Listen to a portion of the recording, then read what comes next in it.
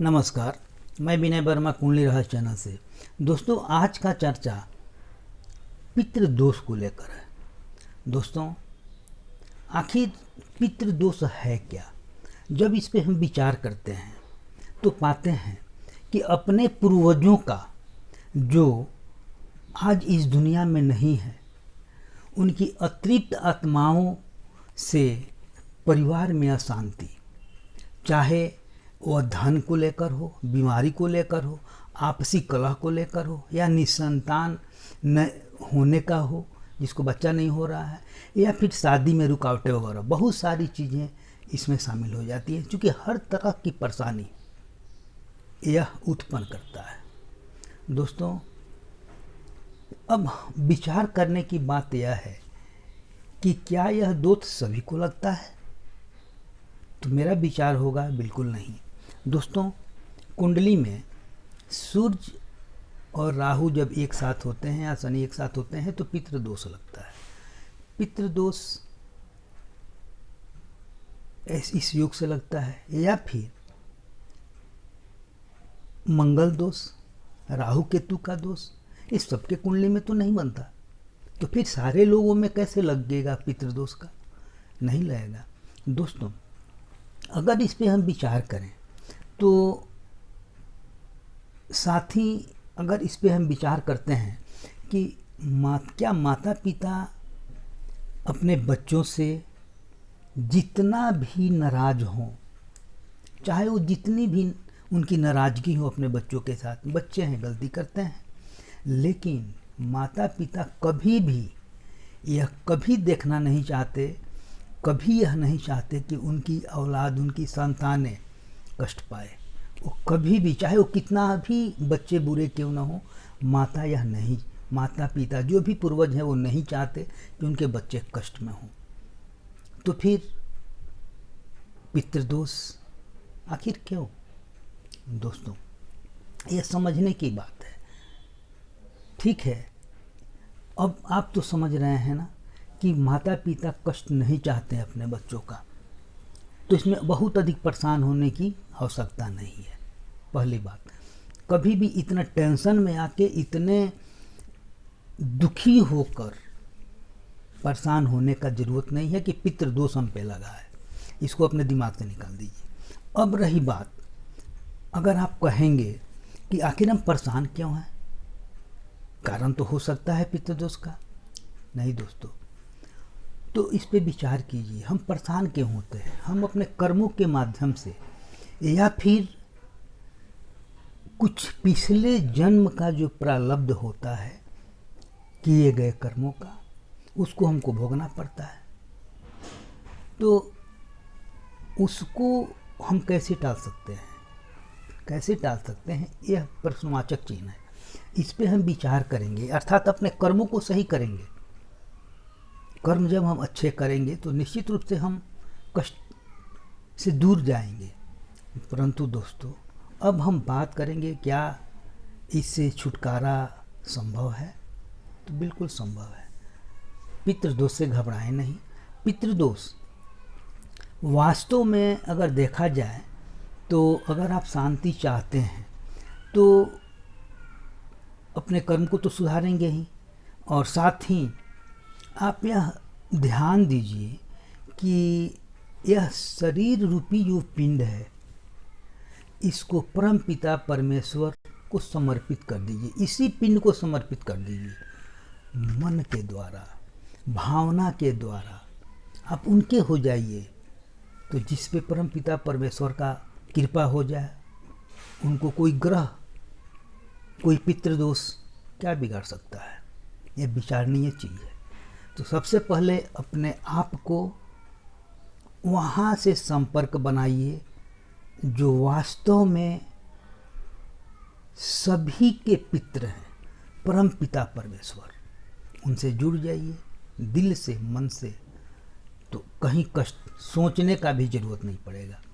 अब हम बात करेंगे पितृपक्ष का। दोस्तों, तो प्रत्येक वर्ष 16 दिन के लिए, एक यानी पूर्णिमा से लेकर अमावस्या तक का पितृपक्ष माना जाता है, जो 15 नहीं 16 दिन हो जाता है। दोस्तों, किसी की भी मृत्यु इसी पीरियड में होती है, पूर्णिमा से लेकर अमावस्या के बीच में।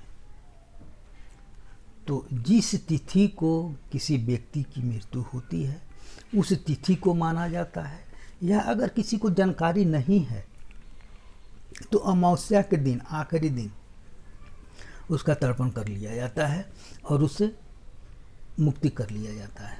दोस्तों, तो पितृ पत्र जो आता है साल में 15-16 दिन के लिए, इसमें हमारे पितृ आते हैं और यह देखते हैं कि मेरे 2 संतानें हैं, मेरी जो भी बच्चे हैं वो कैसे रह रहे हैं, वो क्या कर रहे हैं, उनके कर्म कैसा है, वो हमको याद करते हैं कि नहीं। बस यही देखने के लिए आते हैं, वो नाराज होके नहीं आते। हाँ, यह जरूर चाहते हैं कि आपका वो कर्म हो जिससे सब कुछ अच्छा हो, यह चाहते हैं और इसी में उनकी खुशी है। आप खुश रहेंगे, उनकी भी खुशी रहेगी। तो कुछ कर्म करने पड़ते हैं खुश रहने के लिए और पितरों को खुश करने के लिए। दोस्तों, अगर हम परंपरा की बात करें तो परंपरा छोड़ भी नहीं सकते हैं, क्योंकि यह परंपरा चली आ रही है। तो इसमें घबराने की बात नहीं है, आप अपने सामर्थ्य के अनुसार इस चीज़ को करें।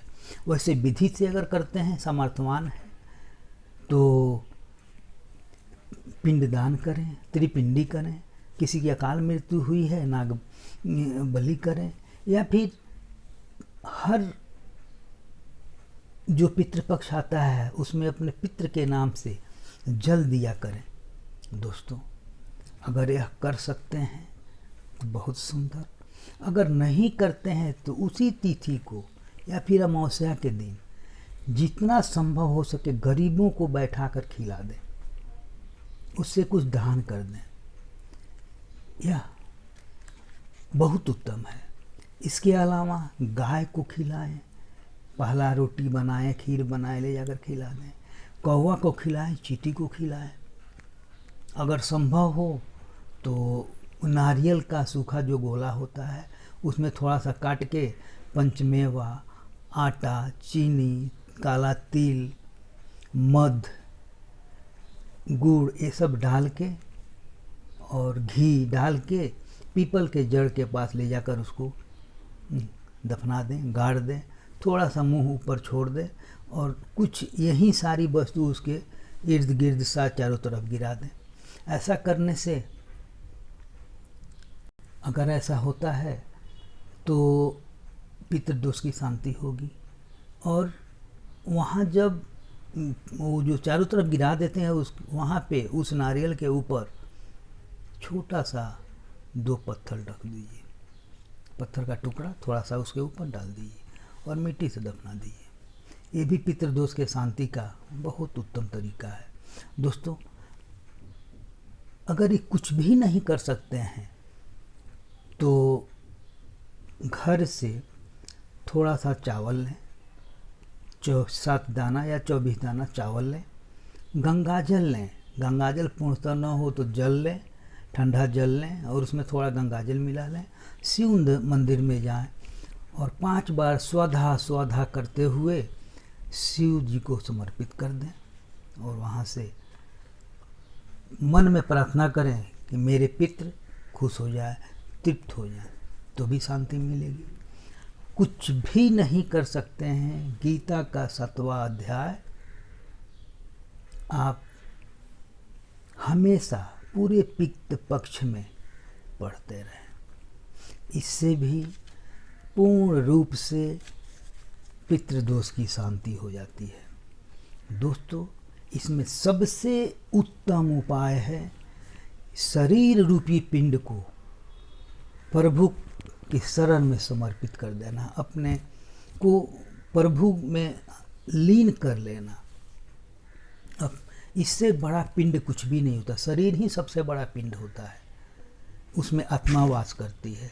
जब यह आत्मा अपने इस आत्मा को परमात्मा से अगर आप मिला देते हैं, समर्पित कर देते हैं, तो परम पिता परमेश्वर है, सभी पितरों के पितर हैं। तो फिर किसी भी पितृ दोष से आपको तकलीफ नहीं हो सकती है। कितना हो बड़ा परेशानी हो, कितना हो बड़ा पितृ दोष अगर कोई ब्राह्मण बतलाता हो, उसके चक्कर में मत पड़िए, बिल्कुल शांति हो जाएगी, कोई परेशानी नहीं आएगी। बस इस पिंड को समर्पित कर दें। वैसे परंपरा निभाने के लिए जो मैंने विधि बतलाया उसको करेंगे, निश्चित रूप से शांति मिलेगा। दोस्तों, अगर यह वीडियो आपको पसंद हो, मेरी बात अगर आपको अच्छी लग रही है, तो निश्चित रूप से मेरे वीडियो को लाइक करें, मेरे चैनल को सब्सक्राइब करें, शेयर करें, ताकि आपके माध्यम से औरों को भी लाभ मिले। दोस्तों, अगले वीडियो में हम फिर मिलेंगे। तब तक के लिए जय माता दी।